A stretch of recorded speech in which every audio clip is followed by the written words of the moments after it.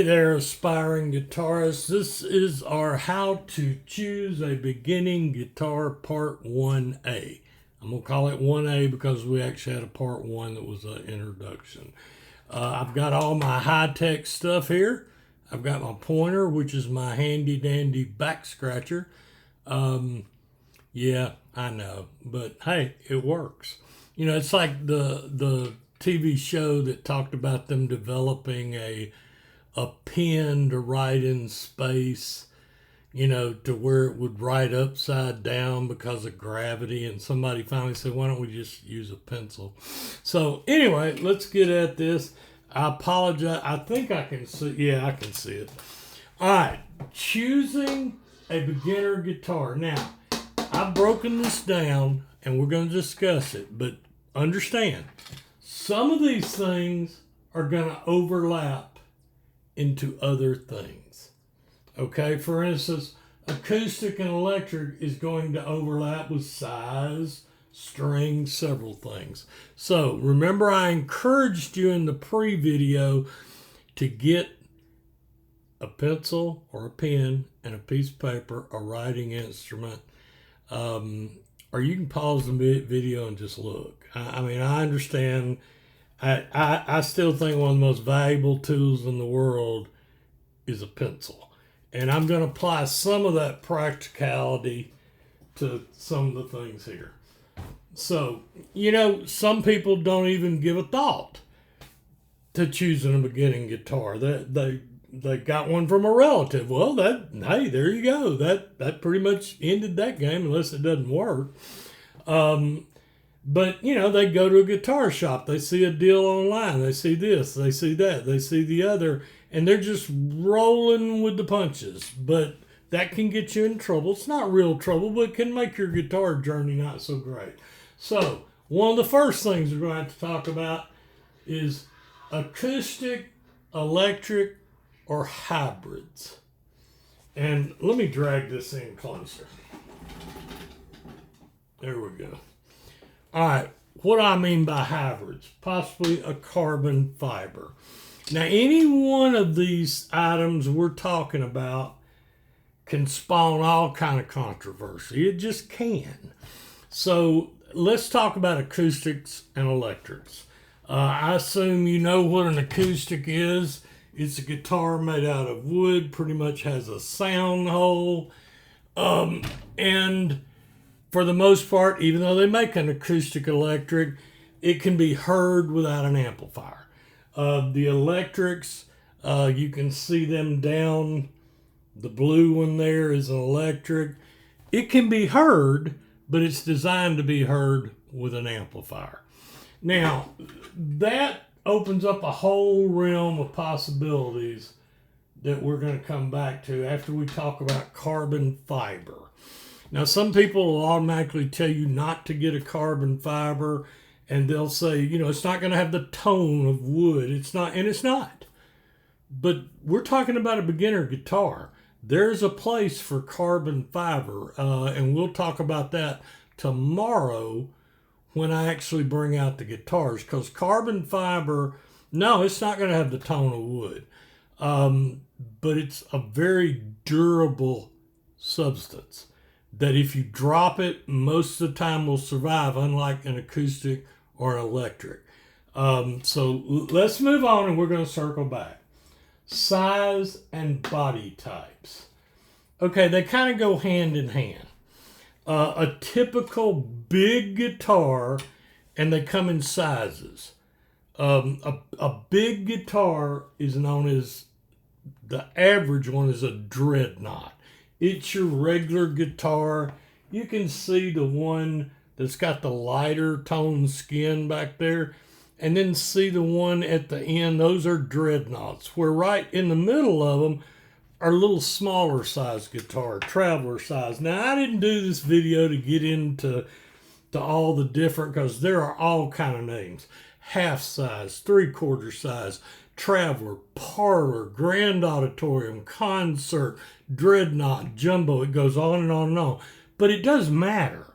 So why do you care about the size of guitar? Well, This is more along the lines of an orchestra model. And you can see, I'm a pretty big guy. And although I may not be big tall, I'm just under 6 feet. I'm kind of big wide. Well, see how this is, all right, so let me show you the difference. That's an orchestra model, which is just below a dreadnought. And here's a travel size. See how much smaller that is? You need to think about that for a lot of reasons. Your child, they may not be able to grip the guitar. Maybe if you're an older person, you have an issue with your shoulder being over the guitar. So those are other things you need to think about. I've actually seen young people in a guitar store with a guitar that they couldn't even hold in their lap. Now, one of the ways to augment that or to make it acceptable is a strap. And we'll talk about guitar straps in a minute. You've got the length. We just kind of covered that. The length is from the bottom of the guitar to the end of the guitar, the headstock. And that's part of what makes up those size and body types. But there's another factor that you have to think about, and that's the width of the guitar. An acoustic is generally wider than an electric. And what do I mean by that? Well, this is a slim body acoustic. This part from here to here is not as wide. So it makes it easier to come around and get your shoulder over. It makes it easier to pull it in towards your body. Where you get a big old dreadnought, that's going to be an issue, especially with a child. So that's something you have to think about too. Whether or not it's got a cutaway. Well, let me show you what I'm talking about. This is the neck of the guitar. This is the body. Now there's names for every bit. The upper bout, the lower bout. That's not what this is about. What I'm trying to get you to understand is that the neck of the guitar meets the body, and this doesn't have a cutaway. And I'm going to show you one that does have a cutaway. Remember, I'm not going over guitars today. I'm going to use them to explain some of these things.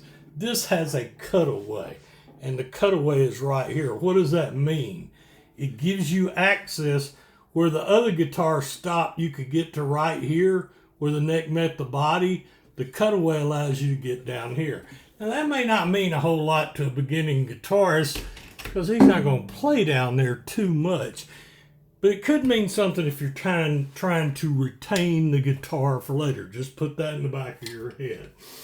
Okay, now steel strings or nylon strings and gauges. Now this rolls back to acoustic or electric, and we're going to roll back to that in a minute because there's other things we haven't talked about, amplifiers and things like that. Steel strings or nylon. Okay, a classical guitar, which is typically an acoustic guitar, is set up with nylon strings. They have their own unique sound. A nylon guitar, they do make a smaller one, I'll show you tomorrow. But a nylon guitar and a steel string guitar, typically the nut of the guitar, which is right here, has a width. And the width matters as far as the student being able to grip the neck. Many nylons have a wider nut, so the neck's going to be wider. That can be it's subjective. For a beginning student, a wider nut may make it harder to play. Some people feel the other way. Remember, our fingers are different. So that's another consideration that you got to think of. At this point, you may be going, okay, that's too much information. I can't deal with all this. Just let it settle. Let's move on. Okay, so you've got steel strings or nylon. Nylon are a little bit easier on the guitarist's finger. The guitarist is going to get calluses on their fingers if they play regular and practice regular. That you'd have to be, I would say 99% of every human being is going to get calluses. It's a reality of learning to play the guitar. Nylon strings don't hurt as bad as steel strings, but they still is some pain there. Now, when I say pain, I'm not talking about excruciating pain, but it is painful. Imagine pushing into your skin or something and leaving it there to the point that, doggone it, now it's getting uncomfortable. Well, that's the way your fingers get when you're first learning a guitar. Sorry, I mean, the only thing you can do is minimize it. And when you minimize it, the other thing you can do down the road is you can change the gauge, the thickness of the strings. Now, I realize strings aren't this big, but I'm trying to make a point. So there are things you can do down the road that make the guitar more enjoyable, pleasurable. But everybody goes through this with the calluses like you see I've got. And it's just a mark of being a guitarist. In fact, many guitarists, it's a badge of courage. Hey, they play guitar. But it is something you need to know. Okay, straps and strap pins and pegs. Some guitars, especially some classicals, do not have guitar straps or strap pins. All right, that's a strap pin on the bottom. By the way, Martin guitars do not ship with this in there. It's inside a little manila envelope or a plastic bag because they don't want it knocked off. Just so you know that and you don't embarrass yourself. This is one style of strap pin. So the strap would affix to the back, then it would come over your shoulder and affix here. Now, if all you're ever going to do is sit in a chair, you're not worried about a strap. But there are many guitars that do not have a strap pin anywhere on the upper part of the body. And then you have to resort to using the strap will have a string on it, and you've got to tie a string. You got to go under the string and then tie a string off. So that's just something you got to be aware of. So why are we talking about straps at all? If your child really likes a guitar, but it doesn't sit well in their lap, that may go away with them standing up because the strap is holding the guitar. So I would encourage you to sit them down and then stand them up with a strap. So that's something else to think about. We're about halfway there. Just stay with us. Noise levels. Well, an acoustic doesn't need an amplifier. Now, that doesn't mean they don't make acoustic electrics. They do. But every acoustic doesn't come with electric qualities on it. Electric guitars, on the other hand, are designed to use an amplifier. But you don't have to. You can still hear it. It's just muted. Now, that may turn your child away. They make other things that you can, from stereo headphones, I would caution you there about a child plugging in stereo headphones to an electric guitar and damaging their ears. You're not going to be able to hear how loud they have it. So that's something you need to think about. A lot of people go, oh, well, I'll just get them headphones. Well, that may be fine. You know, I've seen some parents come up with some very creative things where they took the control knob off where they couldn't adjust the control knob too high. So, I mean, that's just something you need to be aware of. Amplifiers. Amplifiers cost money. You can get small little amplifiers for $50 and less.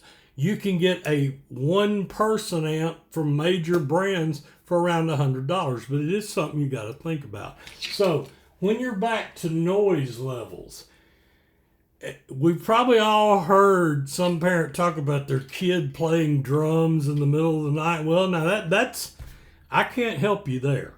You know, but I can tell you that a amplifier blaring at volume 10, the highest setting, is going to be loud for most amplifiers.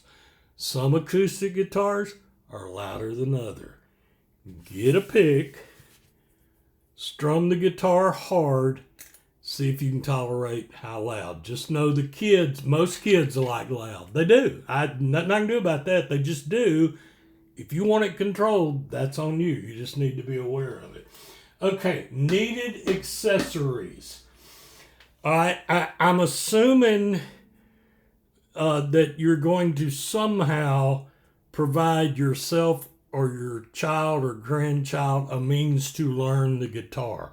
There are going to be some things they need, such as a capo, picks, a tuner to tune the guitar. Although I do, even if you teach a child to use a digital tuner, we also teach them to use a pitch pipe and learn to tune the guitar to itself, but that's going to be hard for them to start with. They're most likely going to need a tuner. So you need to think about that. All right, maintenance and storage, I'm going to tie back to needed accessories. Where are you going to put the guitar? You know, an acoustic guitar is delicate. So's an electric one.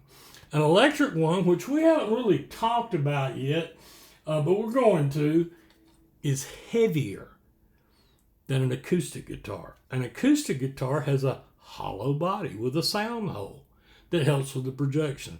An electric guitar, for the most part, they make semi-hollow and things like that, but most electric guitars are a solid piece of wood, and the pickups and other accessories that amplify, they cut out into the body of wood and place the electrical hardware, the pickups, the switches, the volumes, things like that, inside there. Consequently, it's a solid body guitar. It's heavier. Now, that may not mean a lot if the child's holding it in their lap, but if they stand up with it, they're going to have a strap. Somebody can say, oh, that's not true. Well, oh yeah, okay, there's always an exception to the rule, but you're going to get real tired of using a hand that you're trying to fret and learn chords and learn to play on the neck if you're having to support the guitar. That's why you need a strap. As I said, many of these things loop back to other things. Okay, storage. Again, where are you going to put it? Did you get a case with your purchase where it can be put in a closet safely? Can you buy a wall hanger? Look at all the guitars behind me hanging up. You know, I've got wall racks. I've got them on this side. You're going to have a place to put this guitar. If any amount of money you invest in getting a guitar or getting one from a relative or however you get it, you don't want it torn up. So, and that's another reason we may go back tomorrow to a possibility of considering a carbon fiber. So storage, the neck size and playability. All right, this is something, at the very least, you're going to need to get the salesperson or somebody you know with a guitar, if you can, and I'm going to tell you how to not give that too much thought, but the child has got to be able to get his hand around the neck. Some necks are bigger than others. One of the tricks, if you've got a relative, if you've got anybody that plays guitar, get them to show the child how to make an E minor chord. That's a E with a little M. E minor. Now, you may go, oh, I can't find anybody to do that. Well, that's okay. We'll cover not worrying about it. But what it's going to do, it is a chord that uses two fingers, and they're up here. I'm not going to try to show you how to make it. What I want you to understand is it makes them grip the neck. And then they'll be able to pick up a guitar in the store, slide that around. Just, in other words, keep that chord, move it around, make the chord. Most guitar salesperson, they might go, you want me to show your kid how to make an E minor? They will, unless they're a jerk, but they'll make them the E minor. And the biggest thing is just that they teach the kid to curve their hand, put their thumb back here straight, and then slide up and down the neck and ask the child, how does that feel? Well, they may get a big old neck and go, well, God, Mom or Dad, I can't even make that chord on this one. So that's just something to think about. Now, Some of these guitars I'm going to discuss tomorrow have smaller necks for affordable prices, and you don't even have to think about that. Now, that doesn't mean as they become a guitarist, the neck and playability is going to become very important. So, but that's down the road, which leads into other things. Remember, these things circle back to each other. Price. Well, is it going to be reused by a family? I'm sorry, we were on price and we actually had a power outage and everything shut down. So I'm having to resume from price. So let's start right there. All right, price. Is it going to be reused by a family member? For instance, if you bought the child a half-size, three-quarter-size travel guitar, many of us guitarists use guitars like this for what we call noodling, sitting on a couch and playing. We're not trying to perform with it. It's not our main guitar, but it is something to think about when you go and think about, well, you know, I think the kid needs a smaller guitar, but maybe I want to buy a real cheapo, but maybe I want that guitar after they graduate. No, just something to think about. Resale. I don't know what to tell you on this. I've heard this argument made.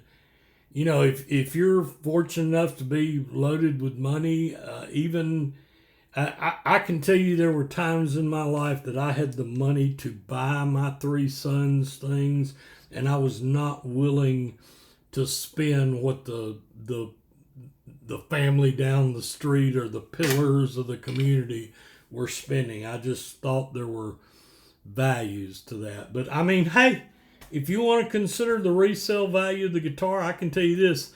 The guitar market is like stocks. It is all over the place. It's up, it's down, it's high, it's low. It's a seller's market, a buyer's market. So there you go. Is it okay with you if they outgrow the guitar? And you may go, no, some people can't stand to get rid of things. And I'm not, no judgment. I'm not calling you a hoarder. I'm saying it's something to think about. All right, is it okay if it's abandoned? What if your child hates the guitar? Absolutely hates it. What if you as an adult hate your journey? What if you get wrapped up with some of these people that I talk about in my videos that are just jerks, and you let them wound your spirit and turn you away instead of realizing it's your journey and you don't have to listen to those jerks? So are you okay if it's abandoned? Or is it going to be a source of grief that you stare at and then you don't know what to do? Are you willing to donate it to a charity shop? Are you willing to put it in the hands of somebody that can use it? Just things to think about. And then there is always the weed eater principle. I'm going to talk about that a little tomorrow when I actually show you some recommendations of guitars you might want to consider and we bring them out. I have a very expensive weed eater. The thing about having a very expensive weed eater, when it does go wrong, and I'm not trying to open up a can of worms in a debate, and if you own a small engine repair shop, I am not targeting you. I'm merely telling you I reached a point in my life where I was okay going to the local hardware store every year and buying a cheap weed eater and just knowing every year I'm going to have to replace it. So that's something to think about. You might want to buy a guitar on the weed eater principle. You might want to buy the best one you can afford that's not going to kill you if all these other things happen. They don't like it, you outgrow it, whatever. The final part of this video, finally, where to buy.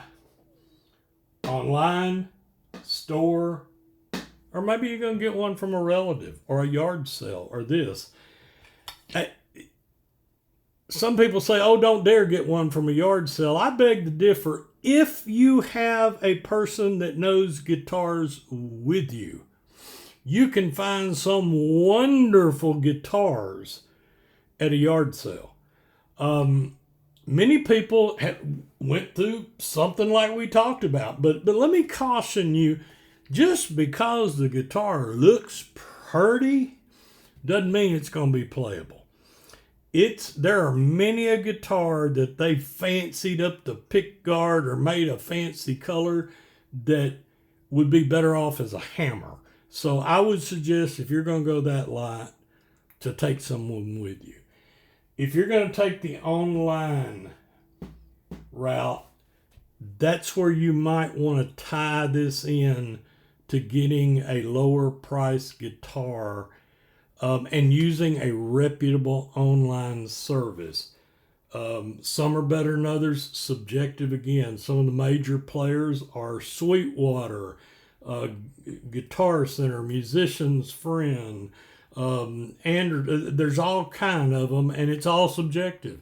And a lot of it has to do with their packaging.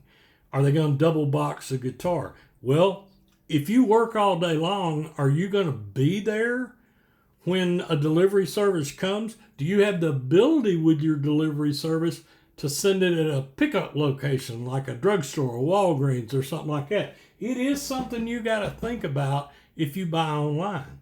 Now, if you go to a store, you're going to have to deal with a salesperson, and I'm not trying to offend any salesperson. I've got a salesperson at one of my local guitar shop that knows everything I like, knows about my hand injury, hand issues. Great guy, and he's very knowledgeable. And then I know some that are just trying to sell you a guitar just like another salesman. They're going to act like they care, but they don't. It is something you got to think about. I am a strong advocate of supporting local businesses and local guitar stores when you can. But your experience is going to be, of course, tied to the person you deal with. And, and then there's the relative. And I would encourage you not to borrow a guitar from somebody without the intention of giving it back. I would say you can mess up some friendships and relationships with that borrow garbage. If you got family relations where y'all can borrow things and not get mad at each other, that's great. But it is something I wanted to throw out. But that doesn't mean you don't have a relative that has a guitar that look at all the guitars I've got. I have them for a reason. I use them to help parents and children. But there may be people you may ask around at work and say, anybody got a guitar that you're not using, you want to sell cheap? You're liable to find somebody goes, yeah, I'll give you one. You just don't know. So the final step is the price, where to buy it, and how to acquire. Tomorrow, part 2, we're going to take some of these things and we're going to actually apply them. I'm going to move this out of the way, and I'm going to have several beginner guitars, and then I'm going to try to put the links. I told you what I do. They're going to be with one specific retailer, not because I like them better than others, just for the point of reference. I apologize for the service outage. Not a lot I could do about that. I'm going to try to splice this together. I am pretty knowledgeable with videos. It's just, I'm not going to put stuff on the screen when I can put an easel up and not have to fool with all that editing for time and time again. I hope you enjoyed this. I hope this makes you think.